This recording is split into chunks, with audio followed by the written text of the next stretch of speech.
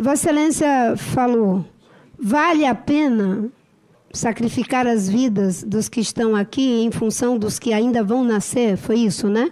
Que Vossa Excelência disse. Imagine se Martin Luther King tivesse pensado assim, vale a pena lutar contra a discriminação racial? Porque provavelmente eu não vou ver o primeiro presidente negro eleito nos Estados Unidos. Então vale a pena. Eu estou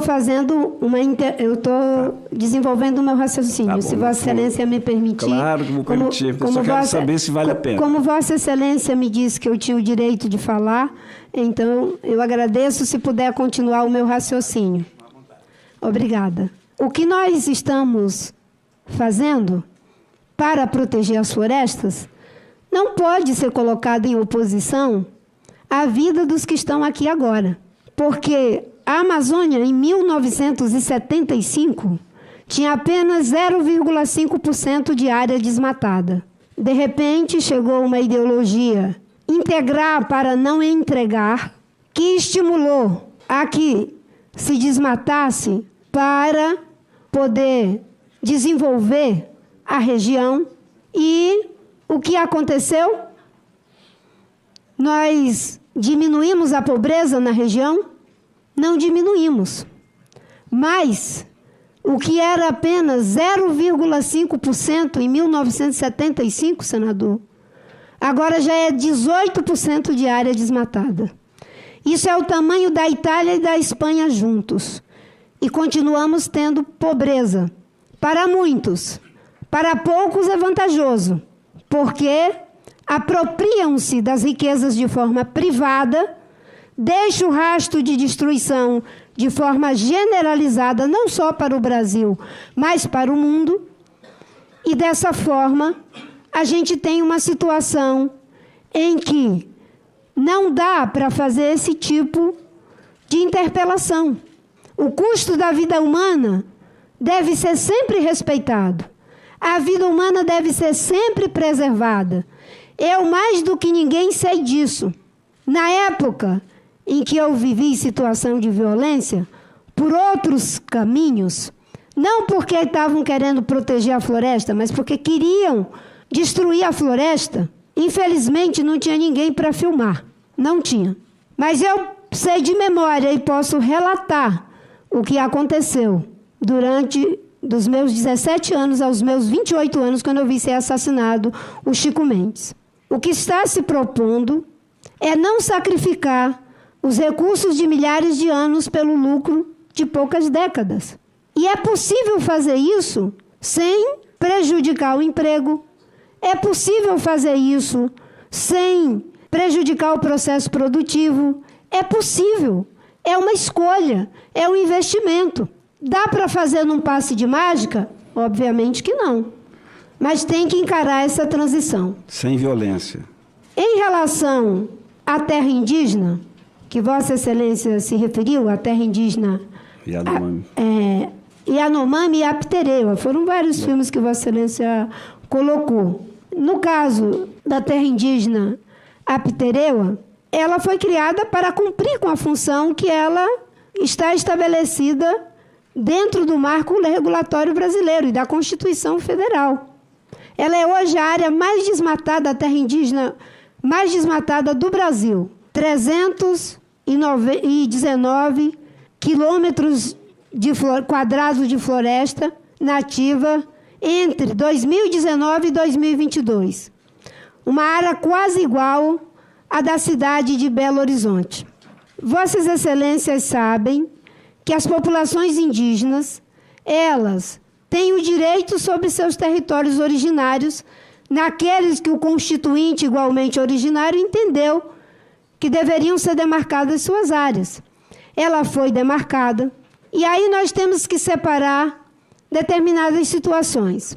Pessoas humildes, pessoas simples, que estão ocupando indevidamente essa área, que pertence aos indígenas, porque ela foi homologada em 2007, e nela residem 730 indígenas nesse território. Essas pessoas podem ser alocadas em um outro lugar. temos que buscar uma alternativa para elas. Esse é o ponto que eu lhe perguntei. Podem ser alocadas. Por que não obedecem à lei que diz que tem que arrumar lugar para essa gente, transporte para essa gente? Tem caso de uma senhora que tomaram a moto dela e ela... Agora, eu queria só esclarecer uma coisa, senador, que eu imagino que o senhor não sabe. Ótimo, eu preciso aprender. A Amazônia, durante esses anos últimos, ela foi tomada, em grande parte, pelo crime organizado. Facções que existiam no sul e no centro-sul do país, hoje operam dentro das terras indígenas, dentro das unidades de conservação, dentro de assentamentos, em vários lugares. E as investigações estão chegando a uma conclusão que às vezes as pessoas resistem, não é porque elas querem descumprir a lei, porque a lei, por força de lei, por decisão da justiça e pelo que é legal, a terra deve ser feita a desintrusão. Mas existem forças criminosas que tentam manipular as pessoas simples para que elas resistam em custo de sua vida. E aí muitas delas fazem um cálculo entre resistir ao crime organizado ou resistir ao Estado, porque sabe que o Estado vai ter responsabilidade. Mas o Estado não pode ser conivente com a ilegalidade. E é por isso que o ministro Paulo Teixeira está trabalhando programas alternativos para os assentamentos, para aqueles que são de fato agricultores. Mas a terra indígena tem que ser respeitada naquilo que é a função para a qual foi criada. Por que nós achamos que quando o MST invade uma fazenda com trabalhadores rurais sem terra, a justiça deve dar a reintegração de posse para o proprietário? E quando alguém, mesmo sendo um trabalhador rural sem terra, invade a terra indígena, ele deve ficar? E quando a justiça determina, o Estado deve recuar diante da recusa? Não podemos ter dois pesos e duas medidas sob pena de prevaricar. Se o Estado, ao ser acionado para tirar um acampamento de sem terra que ocupou uma terra produtiva, e isso deve ser cumprido, por que numa área demarcada, homologada, com cerca de 730 indígenas morando lá, que tem um estilo de vida particular, aí nesse caso deve ser respeitado. Vamos discutir para as pessoas de fato simples, que têm alternativas, mas a alternativa não é permitir que a lei seja descumprida. Da mesma forma que se alguém resolver invadir o assentamento do INCRA, que foi demarcado com todo o direito daqueles trabalhadores, igualmente não devemos permitir. Isso é o princípio da lei, sem dois pesos e duas medidas. Ebato justo, efa justo. Isso. Não pode ter dois pesos e duas medidas. Em relação ao povo Yanomami, eu visitei por 2 vezes ali a terra indígena Yanomami, só nesses últimos meses agora. E eu entendo que uma pessoa com a simplicidade da senhora que falava no vídeo... Se a senhora é que ela é criminosa, eu estou adivinhando. Eu não estou discutindo o garimpeiro. Eu estou discutindo a falta de assistência aos Yanomami. Exatamente. Que não tem... Eu vou chegar lá, se Vossa Excelência me permitir. Eu permito, obrigada. Mas aí tem os senadores que vão querer fazer perguntas. Eu sei, mas... Eu queria passar para ele, para não parecer que nós dois... Os vídeos, eles são bem complexos. E a gente precisa debater. Eu confesso a Vossa Excelência que eu tenho o dia inteiro para ficar aqui. Também, mas é assim, eu queria passar... Então, vamos lá. Foi simples, se vale a pena. A terra indígena Yanomami. Durante 4 anos, o que nós tivemos foi o abandono das políticas para os povos indígenas. O presidente Lula foi lá em fevereiro. Será que em fevereiro aquela situação já estaria daquele jeito? De 2023? Ou aquilo vem de antes? Será que em fevereiro toda a desestruturação da terra indígena Yanomami, invasão de garimpeiro, aconteceu em fevereiro? Não. Aquilo já estava posto.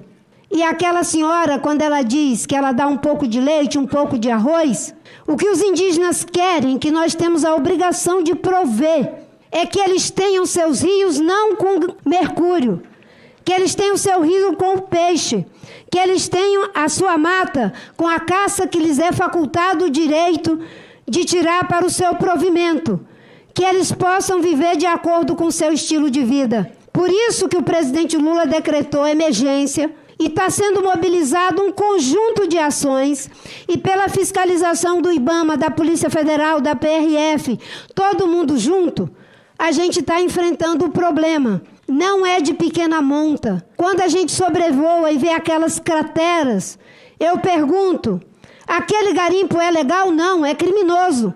O garimpo é criminoso e manipula pessoas inocentes, força de trabalho de pessoas simples. Quanto de imposto aquelas crateras geraram para o estado de Roraima? Absolutamente nada.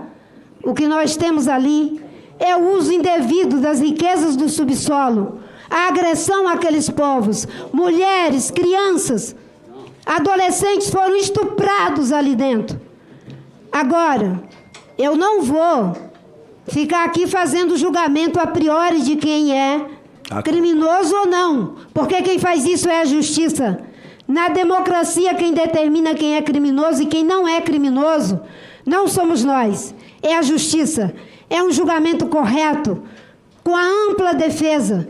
E aí sim, a gente vai saber quem é o criminoso, quem é culpado, quem deve pagar. Mas uma vez a justiça decidindo, recorrendo a todas as instâncias, a ordem da justiça terá que ser cumprida. Eu falo com ênfase porque, como eu disse, achei muito proveitoso verificar aquelas cenas, porque aquelas cenas não foram produzidas de janeiro a fevereiro. Aquilo já estava ali, agravado de uma forma assustadora como um crime de lesa humanidade contra um povo e um estilo de vida que precisa ser respeitado e preservado.